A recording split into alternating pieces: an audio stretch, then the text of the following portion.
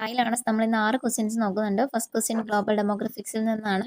ലോക ജനസംഖ്യാ ദിനം ഏത് തീയതിയാണ് ആചരിക്കുന്നത്? ആരാണ് ഇത് ആരംഭിച്ചത്? ഉത്തരം ജൂലൈ 11 ഇത് 1987 500 കോടി 5 ബില്യൺ തികഞ്ഞപ്പോഴാണ് നമ്മളിത് ആചരിക്കാൻ തുടങ്ങിയത്. ഈ ഒരു കോൺസെപ്റ്റ് ഡോക്ടർ KC സക്രിയാണ് മുന്നോട്ട് വെച്ചത്. ഇന്ത്യയാണ് ഏറ്റവും മോസ്റ്റ് പോപ്പുലേഷൻ കൂടിയ കൺട്രി. 142.97 കോടിയാണ് ഇന്ത്യയുടെ ജനസംഖ്യ. പിന്നെ ചൈന 140.59 കോടി. കേരളത്തിലെ ജനസംഖ്യ 3.62 കോടിയാണ്. അതിൽ 1.82 കോടി സ്ത്രീകളും 1.74 കോടി പുരുഷന്മാരുമാണ് ഉള്ളത്. അടുത്ത ക്വസ്റ്റ്യൻ വരുന്നത് ഇന്റർനാഷണൽ റിലേഷനിൽ നിന്നുള്ളതാണ്. 1986 രാജീവ് ഗാന്ധിക്ക് ശേഷം ന്യൂസിലൻഡ് സന്ദർശിക്കുന്ന ആദ്യത്തെ ഇന്ത്യൻ പ്രധാനമന്ത്രി ആര്?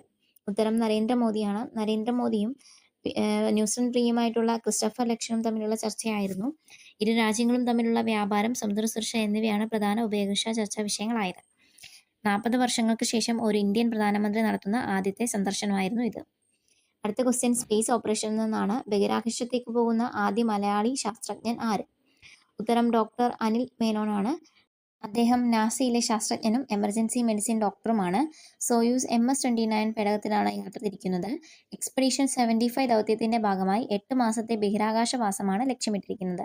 അദ്ദേഹത്തിന്റെ അച്ഛൻ പാലക്കാട് കേരളയിൽ നിന്നും അമ്മ യുക്രൈനിൽ നിന്നുമാണ്. അദ്ദേഹം US സിറ്റിസൺ ആണ്. അടുത്ത ക്വസ്റ്റ്യൻ സ്പേസ് ഫ്ലൈറ്റ് റിലേറ്റഡ് ആണ്. വിക്ഷേപണത്തിന് ശേഷം ഓർബിറ്റർ ക്ലാസ് റോക്കറ്റിന്റെ ബൂസ്റ്റർ വിജയകരമായി തിരിച്ചുപിടിക്കുന്ന ലോകത്തിലെ രണ്ടാമത്തെ രാജ്യം ഏത്? ഉത്തരം ചൈന. ആദ്യമായി ഈ പരീക്ഷണം നടത്തി വിജയകരമായി പൂർത്തീകരിക്കുന്നത് അമേരിക്കയായിരുന്നു. രണ്ടാമത് ചൈന.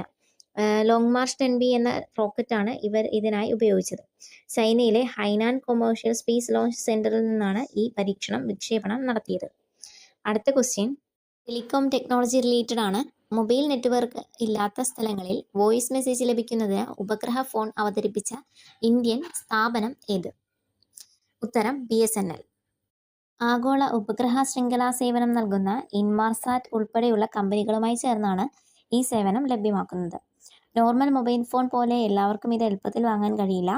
കേന്ദ്ര ടെലികോം വകുപ്പിന്റെ പ്രത്യേക അനുമതി വേണം. ഒരു ലൈസൻസ് ഉണ്ടെങ്കിൽ മാത്രമേ ഇത് യൂസ് ചെയ്യാൻ പറ്റുള്ളൂ.